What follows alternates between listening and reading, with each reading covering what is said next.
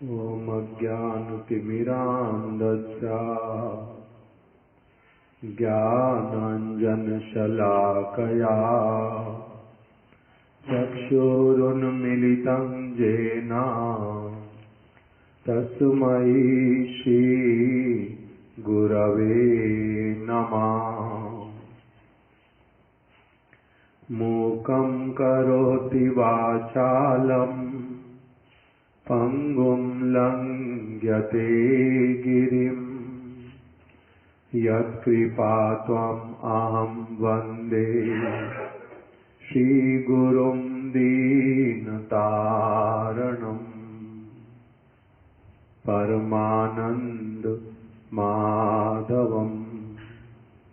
नमो विष्णुपादाय राधिकायै प्रियात्मने श्रीमद् भक्ति वेदांत नारायण इति नामिने। श्री कृष्ण लीला कथने सुदक्षम् औदार्ये माधुर्ये गुणैश्च युक्तं वरं वरेण्यं पुरुषं महान्तं नारायणं त्वां शिरसा नमामि।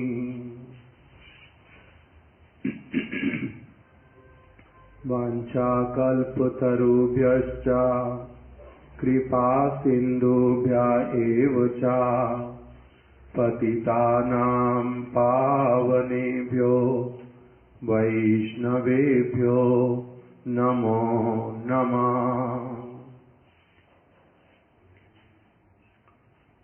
श्रीचैतन्यमनोभीष्टं स्थापितं येन भूतले स्वयं रूपा कदा मह्यं ददाति स्वापदान्तिकम्।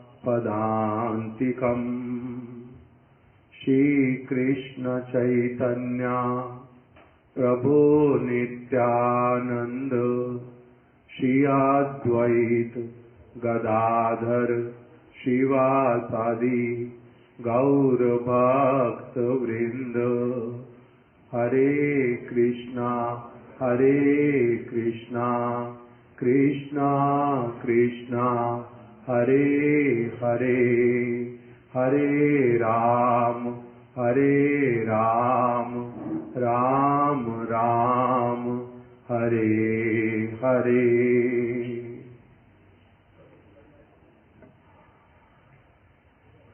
आचार्य केसरी श्रीमद् भक्ति प्रज्ञान केशव गोस्वामी महाराज, इसी ग्रंथ में से हम लोग श्रवण कर रहे हैं पांचरात्रिक गुरु परंपरा और भागवत परंपरा। कल हम लोगों ने श्रवण किया था भाष्यकार शिला बलदेव विद्याभूषण प्रभु जी की गुरु परंपरा और उन्हीं की ही शिष्य परंपरा, इसको हम लोगों ने श्रवण किया। और उसी के बीच में ही हमारे परम गुरुदेव जी ने बताया कि जो लोग इस परंपरा को स्वीकार करने में अक्षम हैं, ये विशुद्ध ब्रह्म मध्व गौड़ीय रूपानुग सारस्वत जो गुरु परंपरा, इसको जो लोग स्वीकार करने में अक्षम हैं किसी भी कारणवश, हमने अलग अलग अनेक कारण सुन लिए, किसी भी कारणवश जो इस गुरु परंपरा को स्वीकार नहीं कर पाते, इसमें अक्षम हैं, वो लोग वास्तविक रूप में 13 प्रकार के अथवा 14वें प्रकार के अपसंप्रदाय के अंतर्गत हैं। अर्थात कहने का अर्थ ये है कि ये जो गुरु परंपरा ये परम प्रमाणिक है, विशुद्ध परंपरा है। इसमें श्रीला प्रभुपाद जी ने जिन जिन वैष्णव आचार्यों को उन्होंने स्वीकार किया है, जिनके नाम उल्लेख किए हैं, ये परमहंस वैष्णव हैं। ये जगत को पवित्र करने वाले हैं। ये लोग निस्वार्थ हैं। सब प्रकार के जो परम भागवतों के लक्षण शास्त्रों में बतलाए गए हैं, ये उन सारे लक्षणों से विभूषित हैं। वैष्णवों के लक्षणों का श्री कपिल देव भगवान ने माता देवहूति को उपदेश देते हुए बतलाया है कि ऐसे तो भगवान जैसे अनंत हैं, उनके गुण अनंत, उनके जो परम भक्त उनके भी गुण अनंत होते हैं, अनंत गुणों से विभूषित हैं वो। और उनके गुण जो हैं वो अपराकृत गुण होते हैं। अपराकृत गुणों से युक्त हैं ये सभी जन। तितिक्षवा कारुणिका, आगे तितिक्षवा कारुणिका सूरिदा सर्वदेयी नाम अजात शत्रुवा शांता साधवा साधुभूषणाम।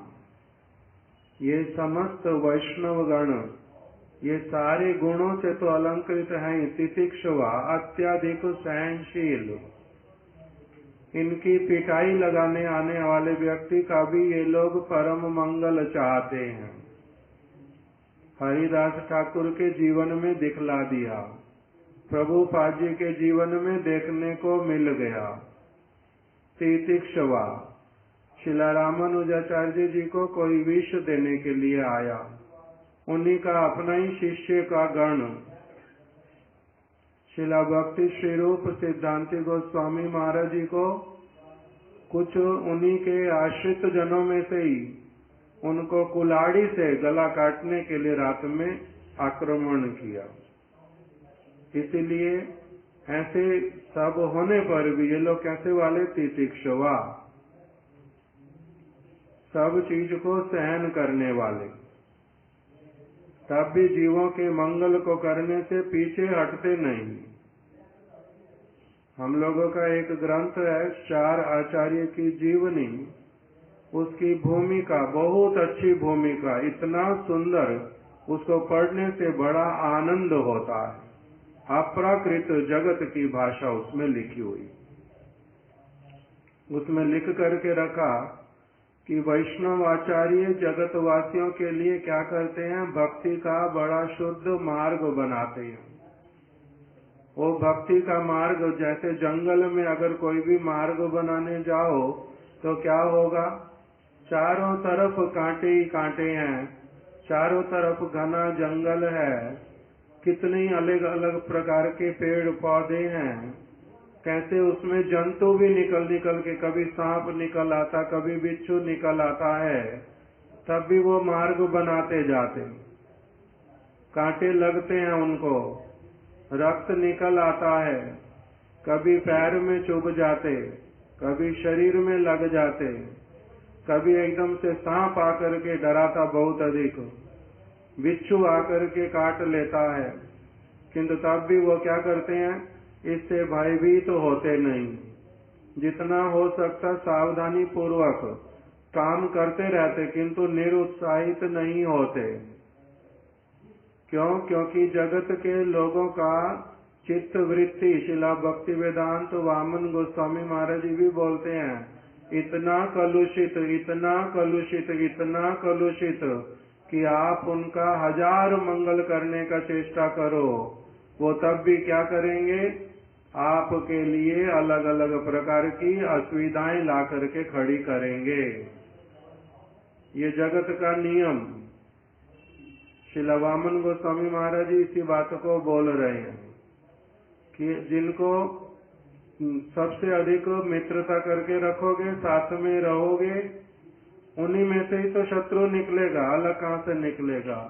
संप्रदाय में से अपसंप्रदाय, मित्रों में से ही तो शत्रु पैदा होते हैं, मित्र नहीं, शत्रु अलग से कहाँ से आता है। शिला भक्ति वेदांत स्वामी महाराज जी बोलते थे, preaching is a thankless job. प्रचार करना जो है वो कैसे वाला है, थैंकलेस जॉब। आप सोचोगे आपको कोई थैंक यू बोलेगा, थैंक यू बोलेगा एक व्यक्ति, थप्पड़ लगाएंगे 1000 व्यक्ति। जो आपकी अच्छी भावना उसको समझेगा 1 या 2 व्यक्ति, जो 1000 लोग हैं वो आपकी भावना को स्वार्थ पर जान करके कुछ और निकाल करके लाएंगे। तो इसलिए ये वैष्णवगण तितिक्षवा, सहनशील, नित्यानंद प्रभु को कलसी लेकर के मार दी, हरिदास ठाकुर को 22 बाजारों में मारा, हरिदास ठाकुर के पास वैश्या को भेज दिया। तब भी ये लोग क्या करते हैं, किसी का अहित चाहते नहीं, ऐसे गुणों से विभूषित है। तितिक्षवा, कारुणिका, सूर्यदास सर्वदेही नाम, करुणा से भरे हुए, सारे जीवों के लिए इनके हृदय में क्या है, अपार करुणा। सूर्य है ये सबके, सबका रोग समझते हैं उल्टा, सबको क्या देखते हैं, ये बेचारा क्या करे, अभी बहुत अस्वस्थ, इसीलिए कलसी लेके मार रहा है, इसका दुर्भाग्य के कारण मार रहा है, नहीं तो ये क्यों मारता, ये बीमार है बहुत अधिक, इससे क्या रुष्ट होना। इस प्रकार की चित्त वृत्ति लेते हैं।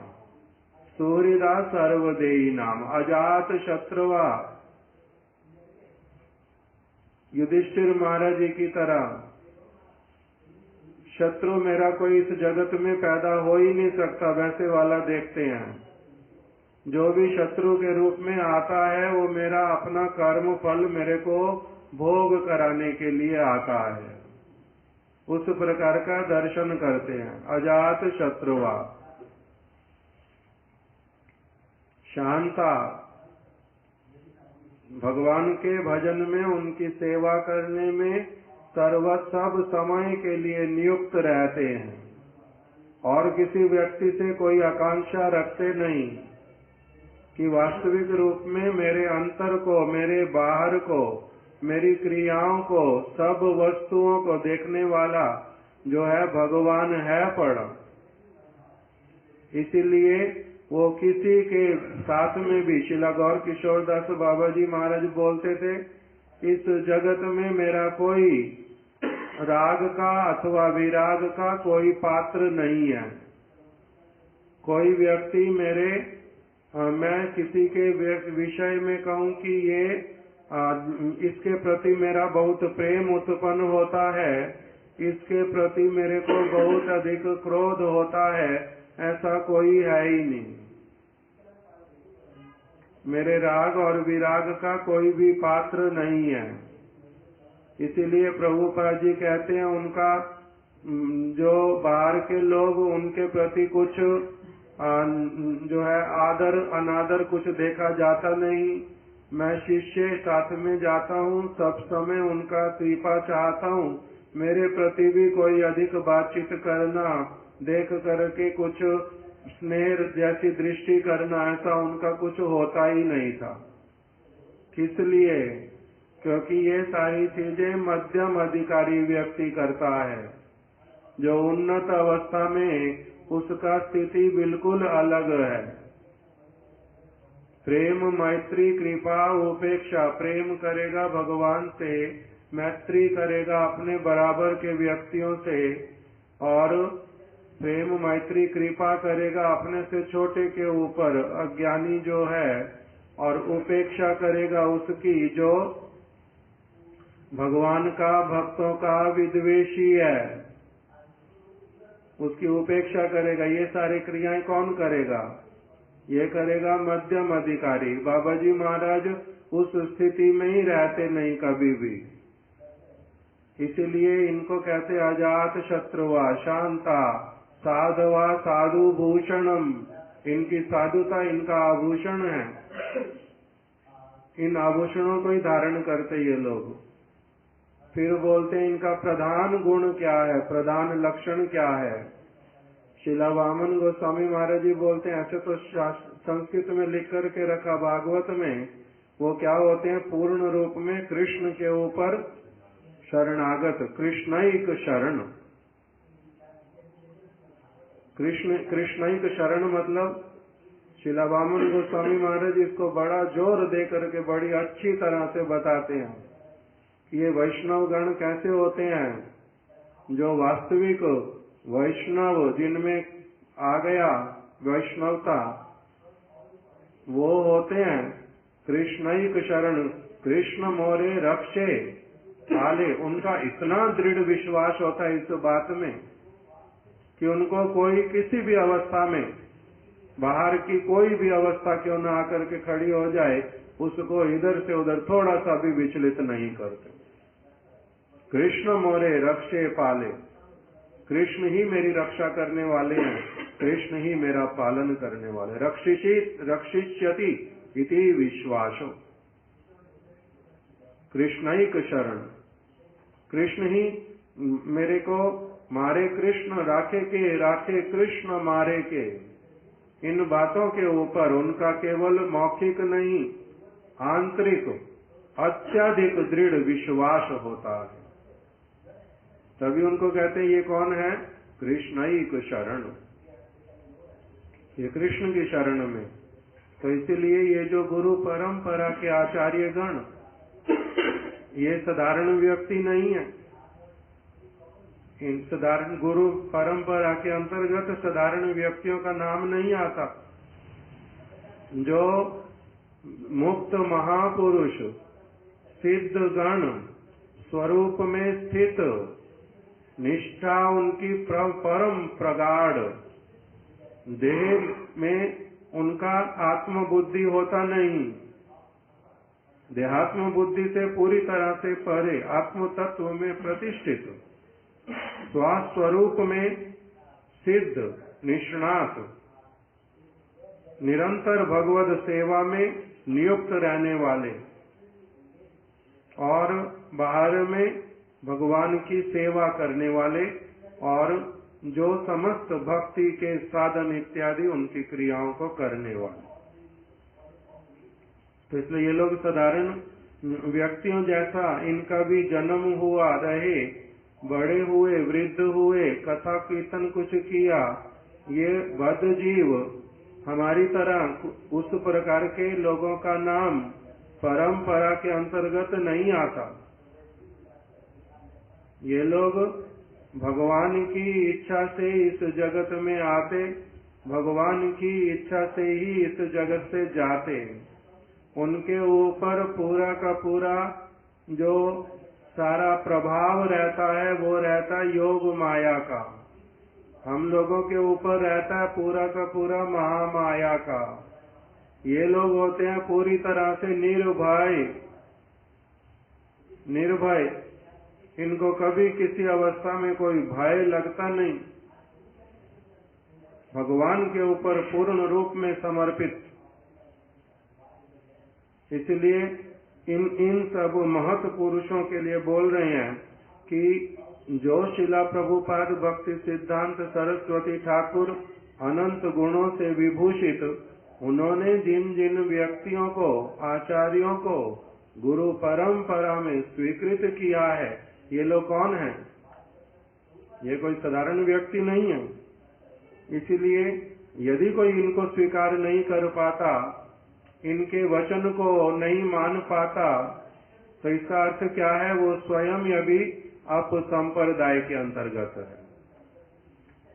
वो संप्रदाय की संपत्ति, संप्रदाय का वैभव, संप्रदाय की महिमा उसको धारण करने में असमर्थ है।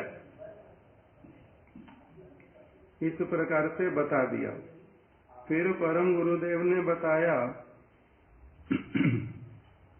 कि शिला बलदेव विद्याभूषण प्रभु जो हैं ये क्या हैं? रूपानुग वैष्णव हैं और भागवत परंपरा के विचार अनुरूप ये अपने आप में प्रमाणित सारी बातें हैं। जो लोग इन सारी चीजों के रहस्य को, इसके भीतर की आंतरिकता को, इन विचारों के नहीं समझ पाते, वो लोग भ्रांत हैं, वो लोग अपराधी हैं। और वो कभी भी शुद्ध रूप में जो राधा कृष्ण की सेवा की जा सकती है उसके अधिकारी अभी नहीं बने। राधा कृष्ण की शुद्ध रूप में सेवा नहीं कर सकते, वो लोग नहीं कर पाते।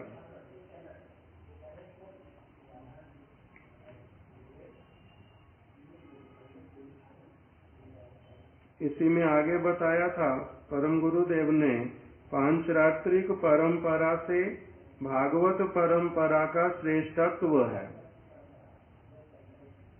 जो भागवत परंपरा, इसका क्या है? पांचरात्रिक परंपरा से श्रेष्ठत्व है। हमने इसको पहले बड़े सरल रूप में समझ लिया है। किस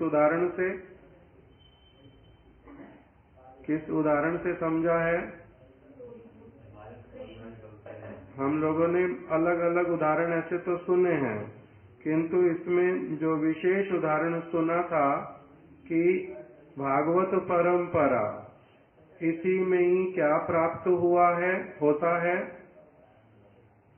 एक तो प्राप्त होता है शिक्षा। अगर किसी को दीक्षा मिली, मंत्र मिल गए, कोई शिक्षा मिला ही नहीं, तो वो मंत्र जो है उसके अधिक उसका जीवन का परिवर्तन, हृदय का परिवर्तन, जीवन शैली का परिवर्तन, जगत के उद्देश्य, जगत में रहने के उद्देश्य का परिवर्तन ये करा पाएगा? हम लोग अभी मंत्र के साथ में उस प्रकार से नहीं जुड़ पाते।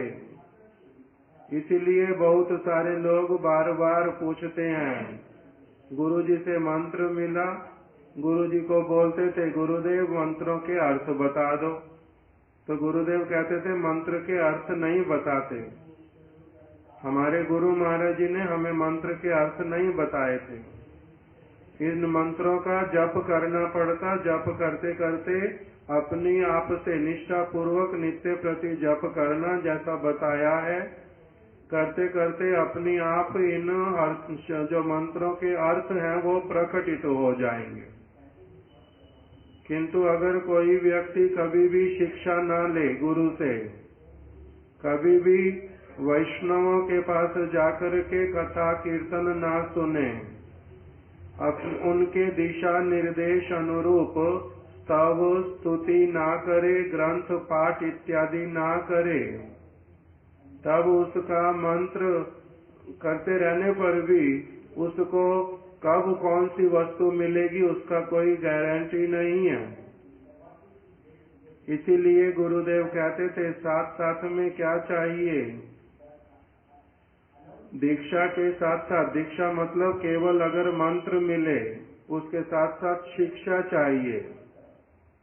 इसलिए हमारे गुरु महाराज जी कहते थे कि मंत्र ग्रहण कर लिया, मंत्र ग्रहण करने के साथ में पूरा प्रक्रिया पूरा हो गया ये समझना नहीं।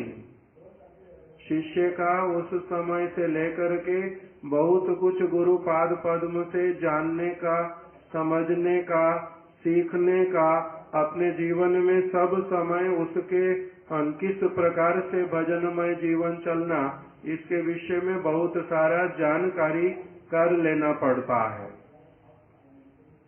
इसीलिए बताया तद विधि प्रणिपाते न परिप्रश्ने न सेवया। भगवान ने अपने मुख से बोल दिया गीता में कि तत्वदर्शी व्यक्ति के पास में जाकर के क्या करोगे? उनके पास जाकर के तत्व रहस्य इत्यादि जो सब है, अपना करणीय कर्तव्य, वो सारा कुछ अच्छी तरह से जान लेंगे।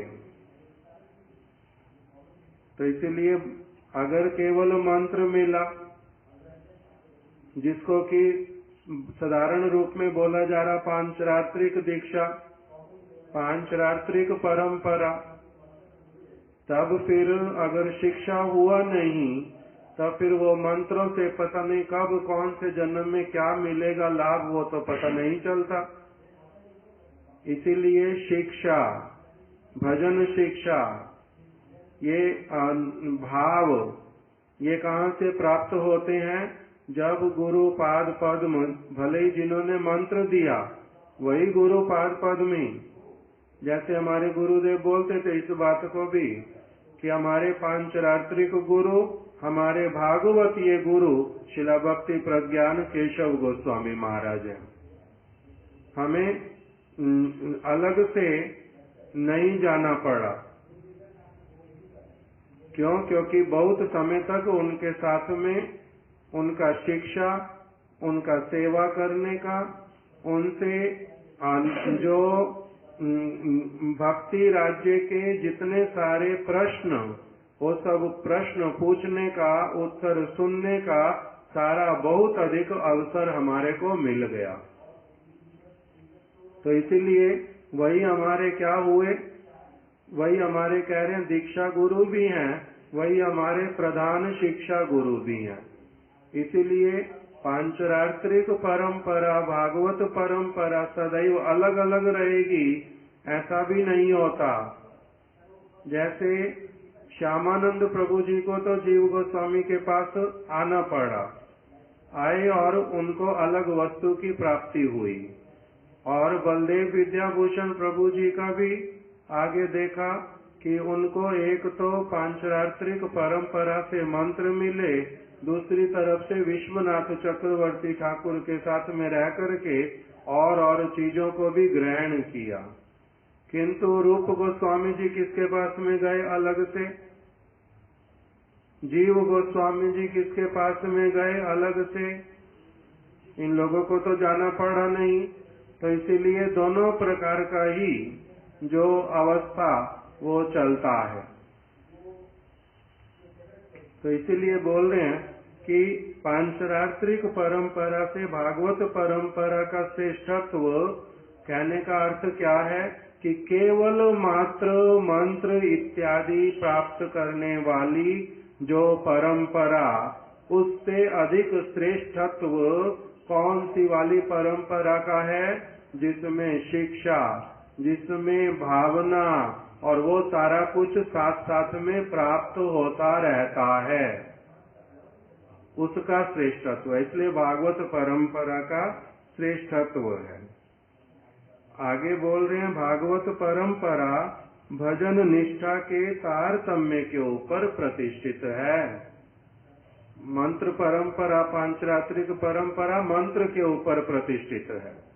मेरे पास में मंत्र है पड़ा, मेरे को गुरु महाराज जी से अपने मिल गया, भले ही मैं उस बहुत अयोग्य ही हूँ, हजारों प्रकार के अनर्थों से भरा पड़ा हूँ, वैष्णव अपराध भी बहुत सारे करता हूँ, भगवान की सेवा भी मैं नहीं करता, बहुत गुरु को ही मेरे को देखना नहीं आता कि मेरे गुरु महाराज जी अपराकृत चरित्र वाले हैं, यही भी अभी तक देखना नहीं आता।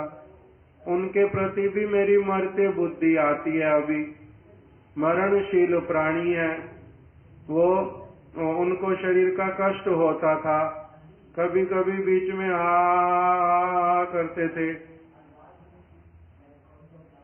कभी कभी छोटी सी चीज हम किसी को देख करके समझ आता है कि 2 मिनट प्रेम से बात ही कर लो किसी से, किंतु वो कभी कभी किसी से प्रेम से बात भी नहीं करते, कभी कुछ कभी कुछ, कभी किसी को गलत कारण से डांट देते हैं, कभी किसी को किसी में गुण बहुत ही कम है, किंतु तब भी उसको अच्छे से अपना बातचीत करते हैं, स्नेह करते हैं, प्रसाद दे देते हैं।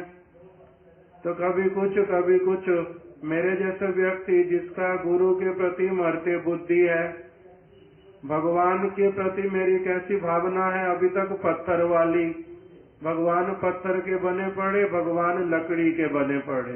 अच्छे से श्रृंगार कर दो, अलग से लगते हैं, श्रृंगार नहीं करो खराब लगते हैं।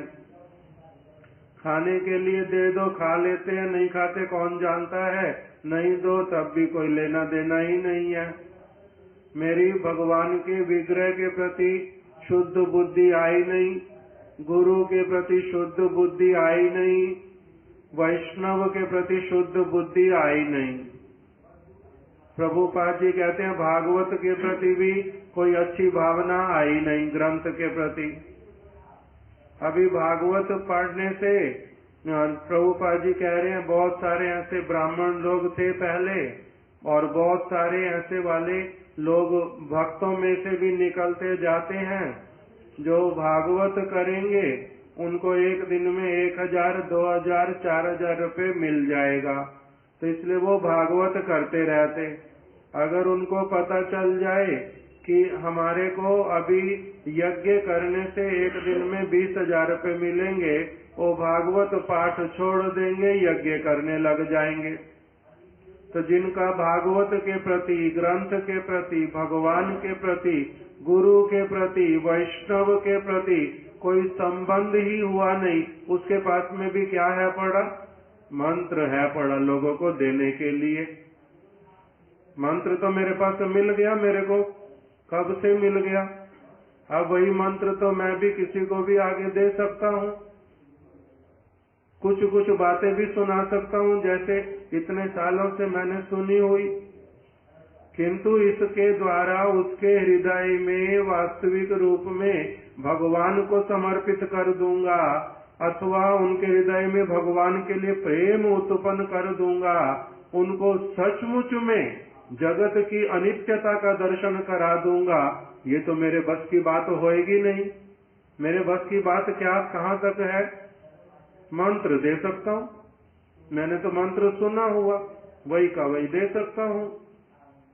इसीलिए हमारे एक गुरु भाई ब्रजनाथ प्रभु, वो एक बार मथुरा में मेरे से अमल कृष्ण प्रभु से, हम दोनों इकट्ठे उनके सामने बैठे हुए इकट्ठे बात कर रहे थे।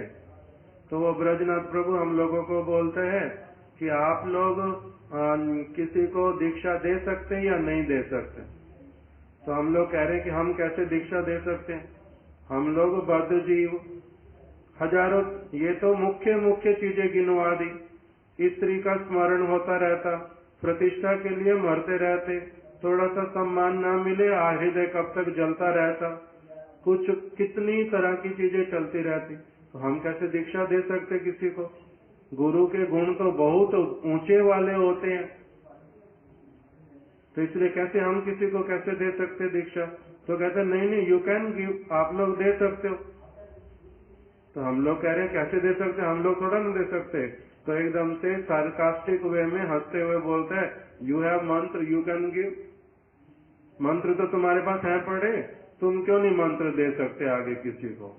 मंत्र देना, मंत्र है पड़े, मंत्र दिए जा सकते, किंतु किसके मंत्र में शक्ति है, किसके मंत्र में शक्ति नहीं है। मंत्र में शक्ति किसके है किसके नहीं है, वो किसको पता चलेगा? वो किसको पता चलेगा? ये सारे ऐसे वाले रहस्य पूर्ण बातें हैं कि इनका सचमुच में इनको समझना और सार तक पहुंचना बड़े बड़ों के बस की बात भी नहीं होती। मेरे को मान लो मेरे अब माधवेंद्र पुरी पाद जी से किसी ने मंत्र लिए, रामचंद्र पुरी ने, वो कहते हैं वो मंत्र किसी काम के नहीं है। तो अभी माधवेंद्र पुरी पाद जी के मंत्र गलत न कि रामचंद्र गलत हो। प्रभुपाद जी लिख रहे हैं भक्ति विनोद ठाकुर जी के पास में बहुत सारे लोग आए, बहुतों ने मंत्र लिया, बहुत सारे लोग उनके साथ में रहे भी, किंतु एक मिनट भी उन्होंने भक्ति विनोद ठाकुर जी को देखा ही नहीं। उनका भक्ति विनोद ठाकुर जी का दर्शन हुआ ही नहीं। साथ में रहे, मंत्र लिया, दीक्षा ली, ग्रंथ पढ़े, उनके कहे अनुसार कुछ कुछ काम भी किए, फिर भी प्रभुपाद जी बोलते हैं कि उन्होंने भक्ति विनोद ठाकुर जी को देखा था कि नहीं, आज तक दर्शन ही किया नहीं। क्या उनसे मंत्र लिया? कोई मंत्र लिया नहीं इन्होंने। क्या उनका संग किया? कोई संग किया ही नहीं। अब मंत्र लेने वाला गुरुदेव के पास में भी देखा, गुरु महाराज जी के पास में भी देखा, पहले के भी बड़े सारी चीजें सुनते आ रहे। हेमलता ठाकुरानी से रूप कविराज ने मंत्र लिया, बहुत कुछ सीखा भी, बाद में उन्हीं को छोड़ के कि ये किसी इनका मंत्र किसी काम का नहीं, बेकार की ये माता गुरु है, छोड़ दिया। प्रभुपाद जी को भी छोड़ गए बहुत सारे लोग, भक्ति विनोद ठाकुर जी को भी छोड़ गए। अब छोड़ने वाला गलत होता है, न कि जिसको छोड़ के गए वो गलत होता है। बहुत बार गुरु खराब होते, बहुत बार शिष्य बनने का योग्यता नहीं होता व्यक्ति लेके आता। इसलिए इतनी सारी चीजें इसके बीच में कहाँ तक एक व्यक्ति जो है इन सारी चीजों की तह खोलेगा और कैसे फिर सत्य सिद्धांत तक पहुंचेगा। उसी के लिए बताया कि जब तक एक व्यक्ति स्वयं सिंसियर पूर्ण रूप में, वास्तविक रूप में, केवल मेरे अनुसार निर्धारित की गई सिंसियरिटी से नहीं चलता। मैं बड़ा सिंसियर हूं, मैंने अच्छी तरह से देख लिया, मैंने देख लिया इसको, मैंने देख लिया उसको, ऐसे कहने से तो होता नहीं। मेरी सिंसियरिटी, मेरी योग्यता, इसको कौन निर्धारित करे? इसलिए ये सब समय चलता रहता। रिजेक्ट करना, गुरु शिष्य, शिष्य गुरु, ये उसको, वो उसको, मित्र मित्र को, पति पत्नी को, भाई भाई को, पता नहीं क्या क्या चलता रहता। क्यों? क्योंकि भीतर में प्रवेश करने का हम लोगों का उस प्रकार का एक उदार और वास्तविक दृष्टिकोण, जैसे मेरे जैसे पागल को बहुत सारी चीजें पता ही चलती नहीं, कौन झूठ बोल रहा, कौन सच बोल रहा, कौन क्या कर रहा, कौन पता ही नहीं चलता, तो क्या करेंगे? मूर्खता। इस मूर्खता में रक्षा कौन करेगा? रक्षा कौन करेगा? इसलिए हमारे महाराज जी बोलते थे कि रक्षा करने वाली जो वस्तु है उसका नाम है धर्म, भगवान। कौन रक्षा करेगा? इसलिए उदाहरण देते थे नवद्वीप मायापुर में, शिला जाजावर गोस्वामी महाराज जी के मठ में एक पुजारी और एक दूसरा व्यक्ति उनके साथ में रहता। जो दूसरा रहता है वो भोला आदमी, अधिक बुद्धि नहीं है, बहुत कम बुद्धि।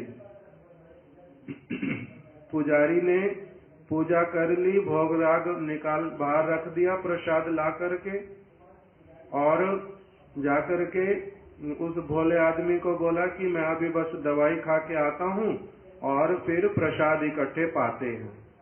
दवाई खाने के लिए गया, बाहर ही आता नहीं।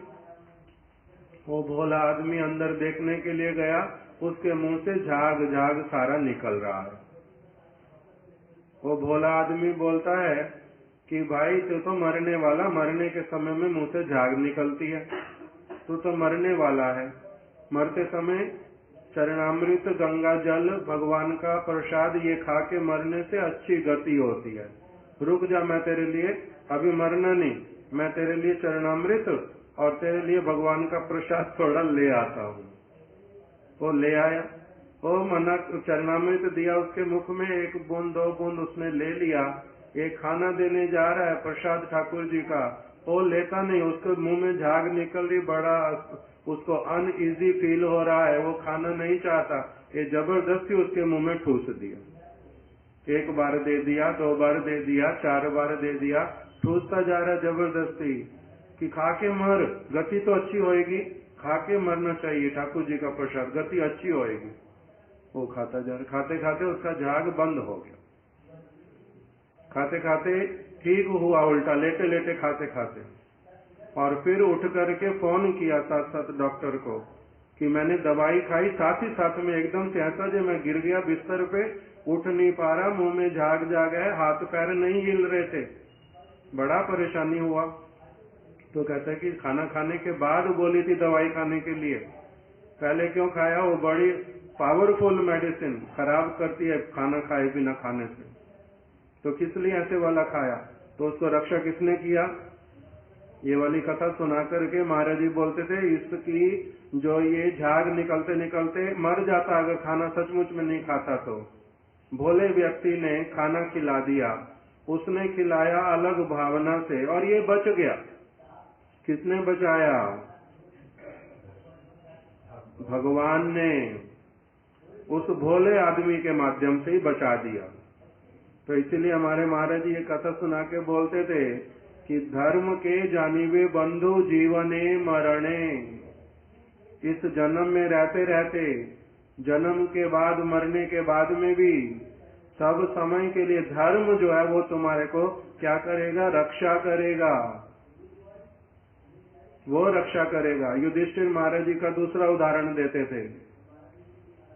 युधिष्ठिर महाराज, उनके पास में दुर्योधन आ गया। दुर्योधन कहता है मेरे को माता गांधारी ने कहा है कि वो मेरे लिए कल अपने नेत्र खोलेंगी और मेरे को उनके सामने जाकर के उपस्थित होना है, और मेरे को कैसे उसके सामने जाना है वो कहती है युधिष्ठिर से पूछ करके वैसे करना जैसा युधिष्ठिर कहे।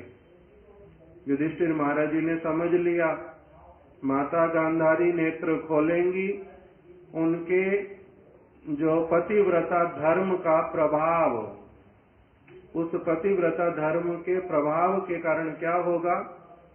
उनके नेत्रों से ज्योति निकल करके इसके अंग प्रत्यंग को एकदम से क्या कर देगी? वज्र के समान बना देगी।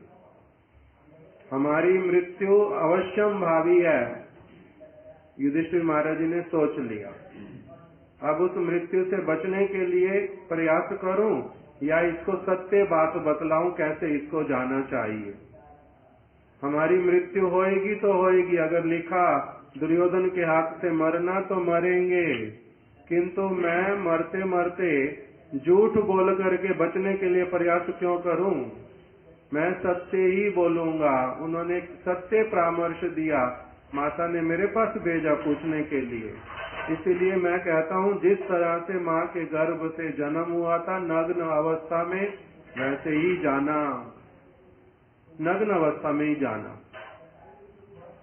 वो नग्न अवस्था में गया, बीच में कौन मिल गए? कृष्ण। कृष्ण ने पाठ पढ़ाया, पागल दुर्योधन तेरा विवाह हो गया, बालक है तेरे, तो अपनी माता के सामने ऐसे नग्न जाएगा? नग्न कहने का अर्थ अंततः अपने जो प्राइवेट पार्ट उसको ढक करके जाएगा। ऐसे जाते हैं कोई? वो उसने मान लिया, चला गया गांधारी के सामने। गांधारी ने नेत्र खोले, उसका पूरा शरीर तो वज्र का बन गया, कुछ कुछ अंग जो है कैसे रह गए? कमजोर रह गए, जैसे थे पहले। माता ने एकदम से पूछा, दुर्योधन युधिष्ठिर के पास गया नहीं था? तो कहता है नहीं नहीं, युधिष्ठिर के पास गया, जैसा उन्होंने कहा वैसा ही किया। तब एकदम से गांधारी के मुख से निकला, क्या युधिष्ठिर भी अधार्मिक हो गया? युधिष्ठिर भी अधार्मिक हो गया? तो कहता माता ऐसा क्यों कह रहे हो? उसने कैसे परामर्श दिया कि अपने कुछ अंगों को ढक करके जाओ? ओ, ये तो उन्होंने दिया नहीं परामर्श, ये कृष्ण ने दिया बीच में। अच्छा ठीक है, कृष्ण का परिवार जो है उसको मैं श्राप देती हूँ, वो भी सारे, अब मेरे को पता है तुम बचोगे नहीं, मेरा कोई संतान बचेगा नहीं। इसी प्रकार से कृष्ण का भी सारा जो कुल है उसका नाश हो जाए। उनके लिए श्राप दिया। युधिष्ठिर का कुछ बिगड़ा, उन्होंने तो सच बोल दिया था ना, उन्होंने तो झूठ बोला नहीं बीच में, किंतु इससे भी क्या हो गया, सब सच बोलने पर भी, धर्म का पालन करने पर भी उनकी मृत्यु नहीं थी, तो मृत्यु नहीं हुई, उनको श्राप नहीं मिला। तो इससे रक्षा कौन करता है? धर्म रक्षा करेगा। धर्म रक्षति, धर्म ही रक्षा करेगा। तो इसीलिए कोई व्यक्ति पागल हो, कोई व्यक्ति कम बुद्धि वाला हो, किसी को समझ ना आता हो अधिक कुछ, कोई उसको पागल बना करके चला जाए, किंतु तब भी सब अवस्था में कौन है रक्षा करने वाले? भगवान। रक्षा करने वाला है मेरा धर्म। यदि मैं सत्य के मार्ग पे चलूंगा, भगवान अवश्य ही मेरे को क्या करेंगे? सद मार्ग दिखलाएंगे, सद वैष्णव का संग कराएंगे, इस प्रकार से। तो इसीलिए ये जो सारे विचार, इसी को हमारे परम गुरुदेव क्या कह रहे हैं?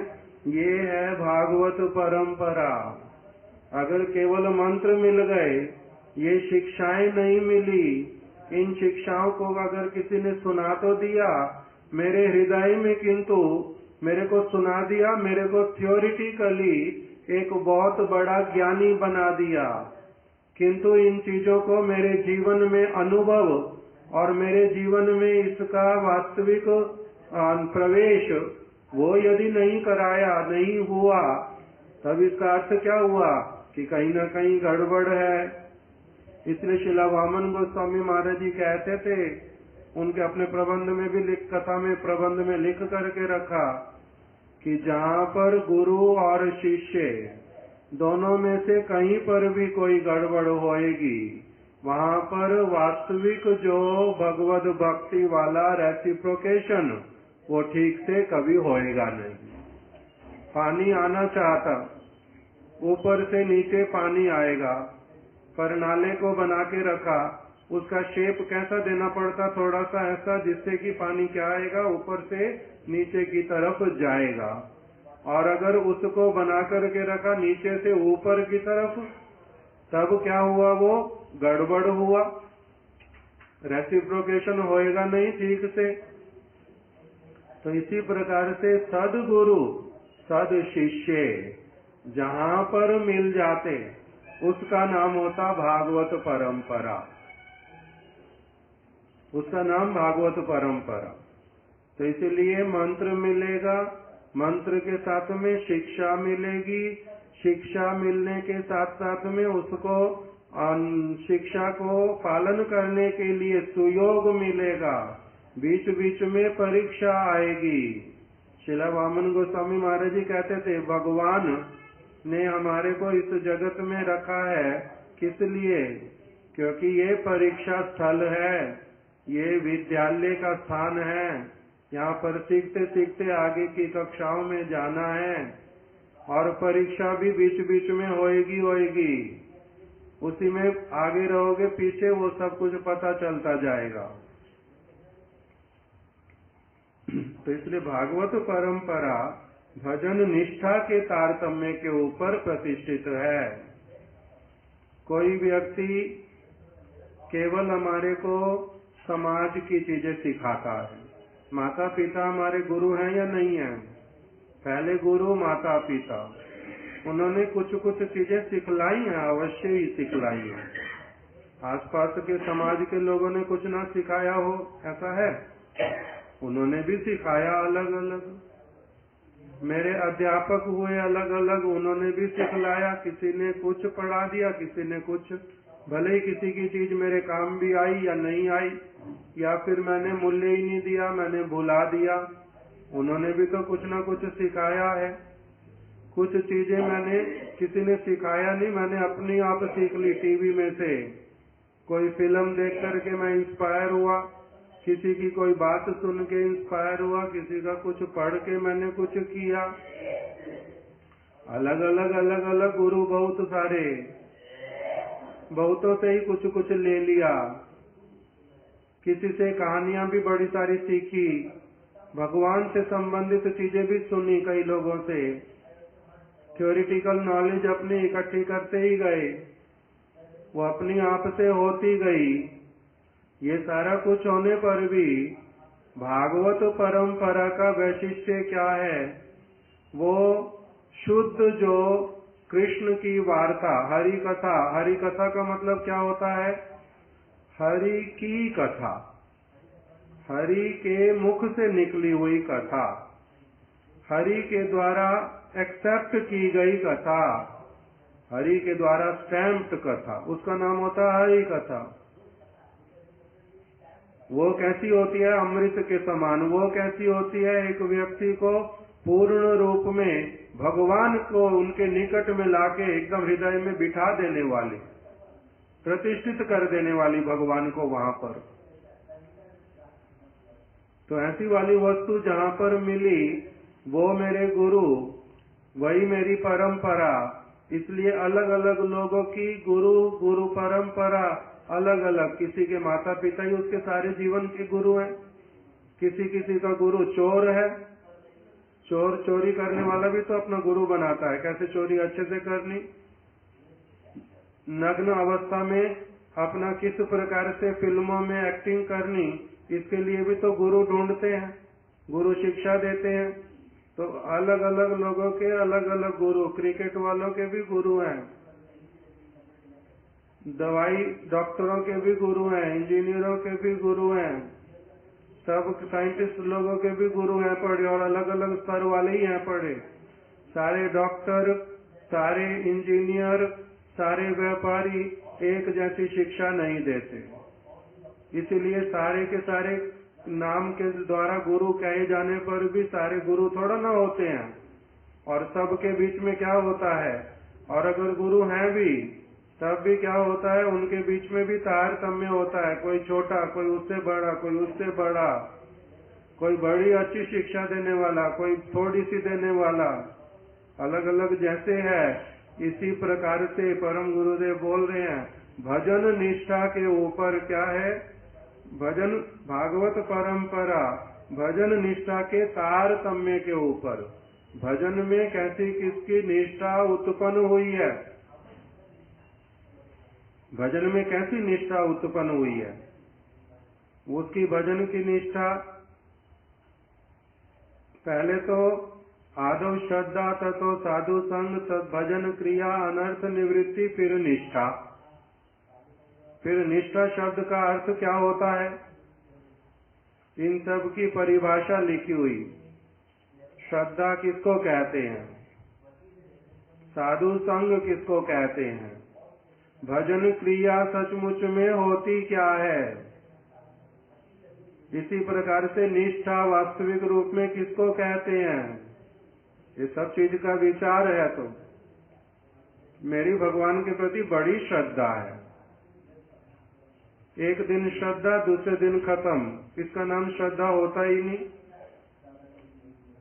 मेरी भगवान में बड़ी श्रद्धा है। मैं 2 घंटे भगवान की भक्ति करता हूँ, 22 घंटे किंतु विषय की कार्य करता हूँ, तो इसका नाम भी श्रद्धा होता नहीं।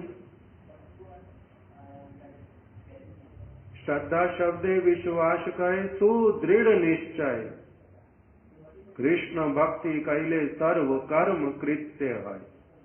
भगवान कृष्ण की भक्ति करने से मेरा सारा कुछ करना हो जाता है। पेड़ की जड़ में पानी देने से, भगवान की भक्ति करने से मेरा सारा कुछ हो जाएगा। जैसे पेड़ की जड़ में पानी देने से पेड़ पूरा हरा भरा हो जाएगा, प्राणों में आहार देने से मेरा सारा कुछ हो जाएगा, सारी इंद्रियों को उसकी शक्ति मिल जाएगी। उसी प्रकार से कृष्ण की भक्ति करने से, उनकी बात मानने से, उनके अनुसार चलने से मेरा सारा कुछ होगा। मेरा और कोई कृत्य बाकी नहीं है, मेरा कर्तव्य और कोई बाकी नहीं है, वही सर्व प्रधान कर्तव्य है। इसका नाम श्रद्धा। साधु संग किसको कहते हैं? साधु संग बता तो दिया पहले, साधु संग सर्व शास्त्र कहे। सारे शास्त्र बार बार बोलते साधु संग करो साधु, किंतु साधु संग कहते किसको? साधु के साथ उठने बैठने को साधु संग कहते नहीं। साधु के साथ केवल खाना पीना करना, उठना बैठना, अथवा केवल मंत्र ले लिए, अथवा कुछ कुछ उनकी बात सुन लेता हूँ, मान लेता हूँ, बाकी चीजें अपने अनुसार करता हूँ, तो कहते इसको भी साधु संग नहीं कहते।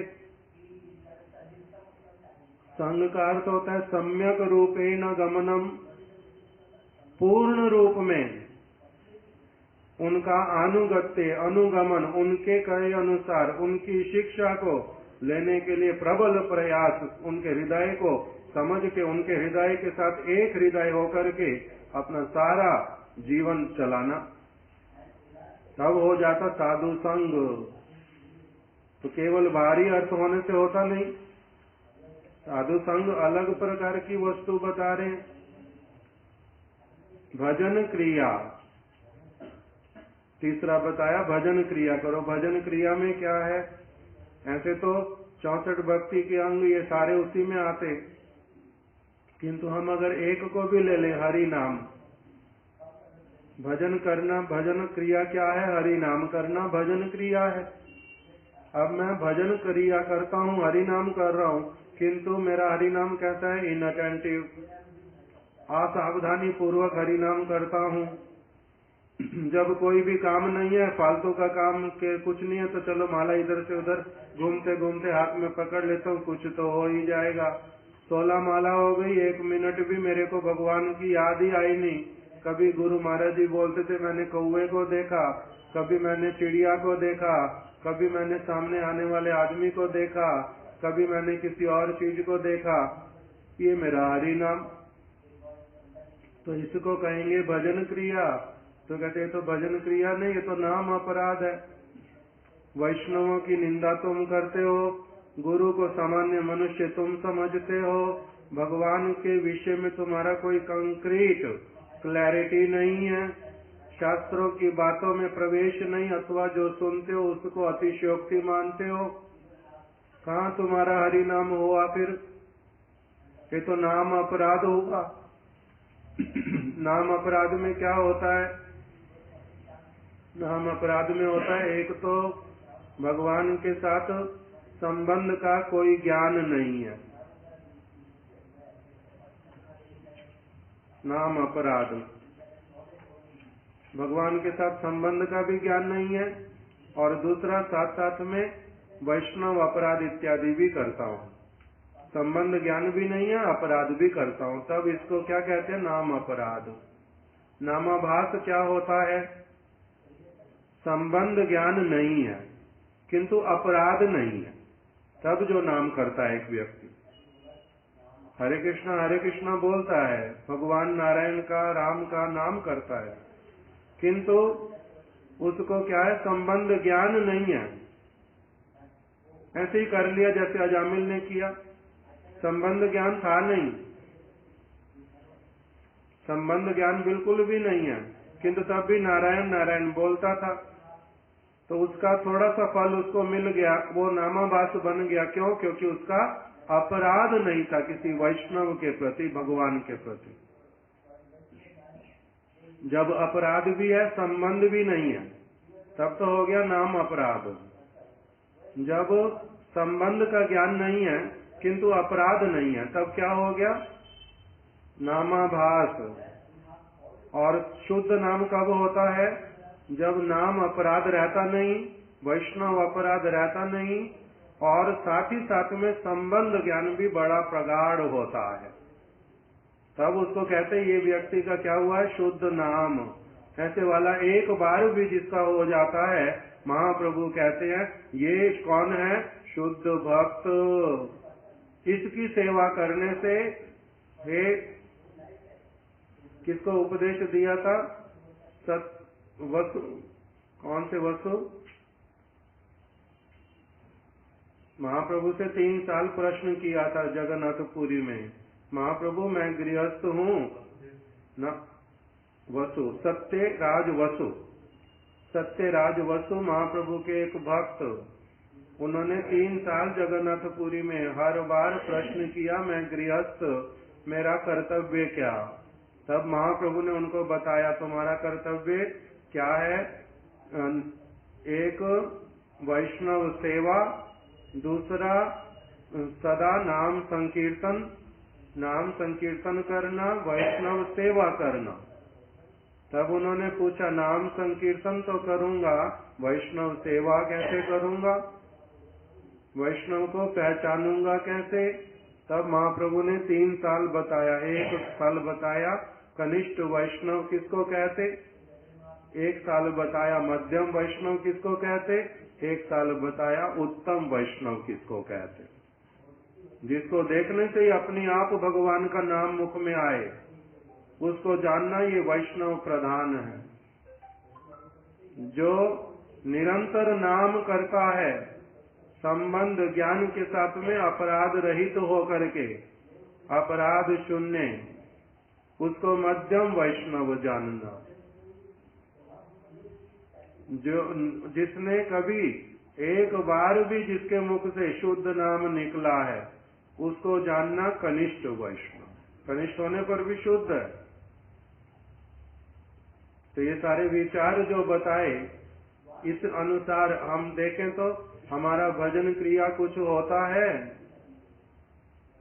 तो ये भजन क्रिया में बोल रहे हरि नाम करना। कैसे करना, अपराध शून्य है लव कृष्ण नाम, अपराध रहित होकर के नाम करो, तब भजन क्रिया में आएगा वो, नहीं तो वो भजन क्रिया नहीं है। तो इसलिए आदौ श्रद्धा, ततो साधु संग, ततो भजन क्रिया। फिर क्या चौथे में आया, फिर होता है एक व्यक्ति का अनर्थ निवृत्ति, उसके अनर्थ जो है वो जाते हैं जीवन में से, तब अनर्थ जाते हैं। अनर्थ जाने का मतलब क्या होता है, पापस्या संशयम, पाप करने की प्रवृत्ति। जो दीक्षा में बताया गौण वस्तु, जो दीक्षा मिलने से मुख्य वस्तु क्या आएगी, कृष्ण से प्रेम होगा, और दीक्षा से मुख्य वस्तु आएगी कृष्ण प्रेम, और दीक्षा के गौण फल स्वरूप क्या होगा, पाप करने की प्रवृत्ति पूरी तरह से चली जाएगी। तभी तो दीक्षा हुआ, कृष्ण में हुआ प्रेम। तो ये वाला जो वस्तु मेरे को देगा कोई, जिनके संग से मिलेगा, जिनकी कृपा से मिलेगा, ये कोई थ्योरिटिकल सारी चीजें नहीं है, ये बाहर की प्रक्रिया भी नहीं है, ये वास्तविक वस्तु जब होती है, तब इस अवस्था में जब अनर्थ निवृत्ति हो जाती है कुछ मात्रा में भी, तब भक्ति विनोद ठाकुर कहते हैं एक व्यक्ति को उस समय में समझ आना प्रारंभ होता है, गुरु की कृपा क्या होती है, गुरु किसको कहते हैं, भक्त किसको कहते हैं, भक्त में क्या गुण है। ये तब हमारे को वास्तविक रूप में समझ आने लगता है, जब हम अनर्थ से निकल के निष्ठा में प्रवेश करने लगते हैं। उस समय गुरु कृपा का अनुभव, गुरु के प्रति, वैष्णव के प्रति कृतज्ञता, उनके संग के लिए हृदय का व्याकुल होना, ये सारा कुछ उस अवस्था में आना प्रारंभ होता है। उससे पहले जो सारी चीजें वो केवल मात्र कैसी वाली चलती हैं, केवल क्या कहेंगे, कुछ बुद्धि के स्तर पर, वो अलग स्थितियां हैं। तो इसीलिए जब फिर निष्ठा, भजन निष्ठा जब आई, तब उस समय गुरु कृपा को समझना, भगवान को समझना, उनकी सेवा क्या है उसका समझ में आना। मैं कहाँ सेवा करता हूँ, कहाँ सेवा की उल्टा हानि करता हूँ, कहाँ मैं भगवान को प्रसन्न करने के लिए कुछ कर रहा हूँ, उल्टा भगवान को बहुत अधिक अप्रसन्न ही करता जाता हूँ। ये सारा कुछ अच्छे से समझ आता हूँ। अब इससे ऊपर जब उठते हैं तब फिर पता चलता है कि मेरा स्वरूप कैसा, मेरी सेवा कैसी, सेवा करने वाले जो उस प्रकार के भगवान के परिकर और गुरु वर्ग वो कौन से वाले हैं। तब उनके साथ में फिर उस प्रकार की सेवा करने पर उनकी जो कैसी भजन की निष्ठा है, वो सारा कुछ जिसका जिस स्तर पर पहुंचा होता है, वो फिर उसके अनुसार आगे व्यक्ति के ऊपर कृपा करते हैं। तब फिर ये वाला जो भागवत परंपरा का वहां पर सूत्रपात वो होना प्रारंभ होता है। भजन निष्ठा के ऊपर निरुक्तार्थ, वो भजन निष्ठा के ऊपर वस्तु कैसी है, प्रतिष्ठित है।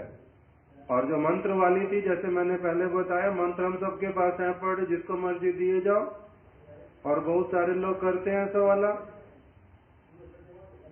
बहुत सारे लोग करते, कुछ इसको व्यापार समझते, कुछ इसको पागलपन के कारण करते, कुछ बिना सोचे विचारे कुछ भी हो जाता है, कोई सोच समझ करके भी करता, सबकी अलग अलग स्थिति। तो इसलिए बोल रहे हैं भागवत परंपरा जो है वो भजन निष्ठा के तारतम्य के ऊपर प्रतिष्ठित है। उनकी निष्ठा, निष्ठा शब्द का अर्थ क्या हुआ, श्रद्धा, सुदृढ़ विश्वास था। अब निष्ठा क्या हुआ फिर, निष्ठा शब्द के लिए बताया कि ऐसे वाली एक परिस्थिति जिसमें सब कुछ विपरीत होने पर भी इनका जो है प्रेम, सेवा और अधिक प्रगाढ़ होता जाता है। जैसे महाराज जी सरल उदाहरण देते थे, एक माँ अपने बच्चे से बड़ी रुष्ट हो गई, छोटा बच्चा है 2-2.5 साल का, माँ उसके प्रति किसी कारणवश बड़ी गुस्से हो गई। अब उसको क्या करती है, थप्पड़ लगाया, 1 लगाया, 2 लगाया, 4 लगाया, और वो बच्चा क्या करता है, जितना वो मारती है उतना अधिक उसी से चिपटता है। उसी समय कोई और उसको गोदी में लेना चाहता है, वो उसकी गोदी में नहीं जाता, उल्टा जहाँ मार पड़ रही है वहीं पर ही जाता है। ये क्या है, ये अलग प्रकार की अवस्था। इसी प्रकार से जब एक व्यक्ति का भगवान के साथ में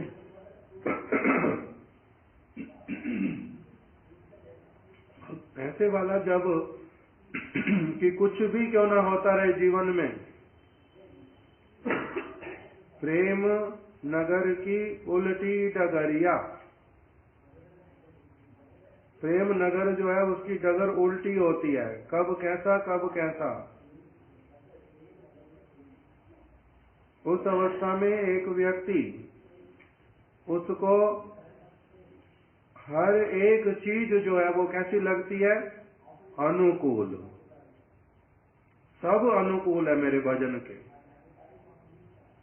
ये चीज हुई बहुत अच्छा हुआ, वो चीज हुई बहुत अच्छा हुआ, भगवान ने मेरे को अपमानित करवा दिया, बड़ा अच्छा, भगवान ने मेरे को शारीरिक बड़े सारे कष्ट दे दिए, बहुत अच्छा, मेरा जगत का कुछ भी रखा नहीं, बहुत अच्छा। जो कोई भी अवस्था आती है उसमें वो अपने भजन से विचलित नहीं होता। संसार का सारा कुछ अच्छा मिल जाने पर भी उसको वो चीज उसके मन को कभी भी भगवान के चरणों से इधर उधर नहीं होने देती। जगत के लोगों को थोड़ा सा कुछ संसार का मिलने से वो किसी और तरफ चल पड़ते। जिनका अभी निष्ठा हुआ नहीं, उनको धन मिलने से, वैभव मिलने से, प्रतिष्ठा मिलने से वो उसी में डूब करके और चीजों में रह जाएगा। वो भजन में उस तरह से अग्रसर नहीं होएगा, उसका जीवन कुछ और बन जाएगा।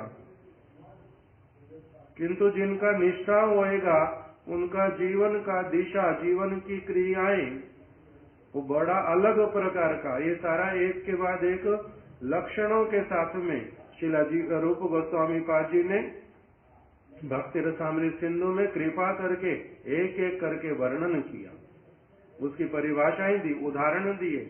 कौन से भागवत में कौन से चरित्र के द्वारा पता चलता कि निष्ठा किसको कहते, रुचि किसको कहते, सारा कुछ वहां पर दिखाया।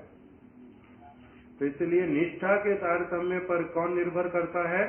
भागवत परंपरा, भजन निष्ठा के ऊपर। कौन से आराध्य देव की आराधना करते हैं, किसके प्रति निष्ठा है उनकी। हमारा तो मेरा तो श्रद्धा तक भी होता नहीं अभी चीजों में, निष्ठा कहाँ जाओ, बहुत ऊंची चीज है से। तो इसीलिए बोल रहे हैं जो भागवत परंपरा जो है ये भजन निष्ठा के तारतम्य के ऊपर प्रतिष्ठित है। भागवत परंपरा में पांचरात्रिक परंपरा अनुच्युत रहने के कारण भागवत परंपरा का माधुर्य एवं श्रेष्ठत्व है। भागवत परंपरा का माधुर्य है बहुत अधिक, उसमें श्रेष्ठत्व है। इसमें कालगत व्यवधान नहीं होता। कालगत व्यवधान मतलब जैसे मंत्र परंपरा कभी कभी नष्ट हो जाती है। कैसे? मान लो कि हमारे गुरु महाराज जी से मेरे को मंत्र मिला, अभी वो मंत्र मैं किसी को आगे दूंगा ही नहीं, मैं मर जाऊंगा, उसके बिना ही दीक्षा नहीं दूंगा किसी को, मंत्र दिया ही नहीं, तो वो परंपरा कहाँ गई? वहीं समाप्त हो गई। तो एक व्यक्ति के जैसे मान लो किसी के 4 पुत्र हैं, 4 का विवाह किया, किसी की संतान होती नहीं, आगे परंपरा चलेगी तो उसकी बोलते ना ऐसे तो हमारे क्या हो गया, इस हमारे घर में संतान हुई नहीं किसी की, हमारा वंश आगे बढ़ा ही नहीं। ऐसा होता ना, नहीं होता। तो ये तो रह जाएगा ऐसे कैसे? तो इसी प्रकार से मंत्र वाला जो परंपरा है ये बीच बीच में खंडित हो जाता है, कोई आगे दीक्षा देता ही नहीं, योग्य मानता नहीं, अब किसी चीज में लग जाते। दूसरा होता है मंत्र दे भी देते, अगर वो मंत्र को सिद्ध ही किया नहीं था, मंत्र में शक्ति ही नहीं थी। जैसे पहले बताया हमारे मंत्र में क्या शक्ति, मंत्र में ऐसे शक्ति नहीं आ जाती। एक भक्त था वृंदावन में, परेशानंद, अभी भी है, हमारी आयु का ही लगभग, अभी सन्यास भी हो गया, नाम क्या हुआ मैं भूल गया हूँ, जाजावर महाराज उनका नाम, भक्ति वेदांत जाजावर महाराज। वो प्रभु रहता था वृंदावन में, उसको क्या बात बताने लगा था उसकी मंत्र की, तो उसको प्रेतनी ने पकड़ लिया। कथा बहुत बड़ी है, श्रील वामन गोस्वामी महाराज जी का जो महिमा वाला ग्रंथ निकला उसमें भी लिखा हुआ, 4-5 जगह अलग अलग ग्रंथों में आया है। वो उसमें एक प्रेतनी ने जमुना जी के किनारे उसको पकड़ लिया था, बाद में उसके पास में बहुत दिन तक आती थी स्वरूप बना करके लड़की का, और उसको बोलती थी किसी को भी तूने बताया तो मैं तेरे को उसी दिन मार डालूंगी। 1 महीने तक तो हर रोज उसके साथ में बात करता बैठता, एक रात को आ जाती, बड़ा डरता भी, किंतु उसने तो बोल दिया मैं प्रेतनी हूँ। 1 महीने के बाद में इसने रुका नहीं गया, ये संस्कृत पढ़ने जाता था। एक महाराज जी हैं भक्ति किंकर श्रीधर महाराज, उनके पास जाता था पढ़ने के लिए। उनको बता दिया महाराज ऐसे ऐसे मेरे साथ हो रहा है 1-1.5 महीने से, करूं तो करूं क्या? तो बोलते हैं कि तुम क्या करना, रात को मंत्र पढ़ना, जब वो आएगी तो मंत्र पढ़ना। ये मंत्र पढ़ने बैठा, वो इसको आकर के बिल्कुल पास बैठ गई, हाथ लगा के कहती है तेरे मंत्र में शक्ति नहीं, तो जितना पढ़ कुछ नहीं होता तेरा, तू मेरे को थोड़ा ना रोक पाएगा। वो साथ साथ बैठ जाती है फिर से। तो उस दिन कहता है पहली बार जब उसको पता चल गया, मैंने बताया श्रीधर महाराज को, कहता है उस दिन उसने अपना जो विकराल रूप दिखाया, मैं बेहोश हो गया देख करके। किंतु बाद में जब उठा तब मैंने अपने आप के हाथों को हाथ लगाया, पैरों को लगाया, देखता मैं जीवित हूँ सच में अभी भी। उसने तो कहा था किसी को बताएगा तेरे को मार डालूंगी। तो उस तरह से उसके मंत्र में शक्ति नहीं। बाद में फिर श्रीधर महाराज जी ने उनको बोला तुम गीता रखना अपने पास में, तो वो दूर से बोलती है परेशानंद गीता हटा वहां से, परेशानंद गीता हटा वहां से। बाद में उससे पूछा तेरा उद्धार नहीं चाहती है तू? वो कहती है मेरा उद्धार कोई नहीं कर सकता, तेरे को उल्टा साथ लेके जाऊंगी। तो बाद अंत में बोला श्रील वामन गोस्वामी महाराज जी का चरणामृत दो, ये पूरा ये प्रैक्टिकल है। उसके अभी तक पैर में भी वो निशान, उसने बोला था मैं छोड़ के जाऊंगी, तेरा एक कुछ न कुछ चिन्ह, जिसको भी प्रेत पकड़ता है उसको कोई चिन्ह अंत में दे करके जाता है, अगर छोड़ के भी जाता है तो उसके पैर में अपने आप से बना हुआ एक चिन्ह आ गया स्वाभाविक। वो और परमेश्वर प्रभु उनको बोला था, इनको ही बोला था मेरे को चरणामृत अमावस्या के दिन में संध्या के समय में केशी घाट पे पीपल के वृक्ष के नीचे रख के जाना, पीछे मुड़ के देखना नहीं, तब मैं तुम्हारे को, तब मेरा उद्धार होगा। तब उसका उद्धार हुआ, वो उसके बाद कभी आई नहीं। उसने ही बताया, चरणामृत रखा मनोहर दास बाबा जी के बॉक्स में रूप सनातन गौड़िया मठ में, वहां से जाकर के लेकर के आ। वो रहता था किसी दूसरे मंदिर में उस समय। तो ये जो मंत्र में शक्ति, ये अलग चीज, मंत्र जप करना अलग चीज, उसमें शक्ति कहाँ से आती है? जब एक व्यक्ति ठीक ठीक रूप में भागवत परंपरा के अनुसार शिक्षा लेकर के, भजन की शिक्षा लेकर के, उसके अनुरूप जीवन में पवित्रता ला करके, वैसे वाला फिर दिव्य ज्ञान प्राप्त करके पाप रहित तो हो करके जब मुख्य फल भगवान की प्रसन्नता के लिए जप करते हैं, तब उस मंत्र में क्या आना प्रारंभ होता है? शक्ति। इसलिए ये सारे विचार हैं। इसलिए यहाँ पर बोल रहे हैं कि वो भागवत परंपरा जो है उसमें कालगत व्यवधान भी होता नहीं। कालगत व्यवधान क्या होता है अब कल श्रवण करेंगे, आज यहीं तक रख देते। इसलिए भागवत परंपरा का क्या बताया महात्म्य। अगर वो वस्तु मिसिंग हो, मंत्र इत्यादि कुछ और, मंत्र तो बहुत सब समय मिलते लोगों को, किंतु ये वाली वस्तु बीच में मिसिंग होने से कोई लाभ अधिक होता नहीं। वांछा कल्पतरुभ्यश्च कृपा सिन्धुभ्य एव च पतितानां पावनेभ्यो वैष्णवेभ्यो नमो नमः।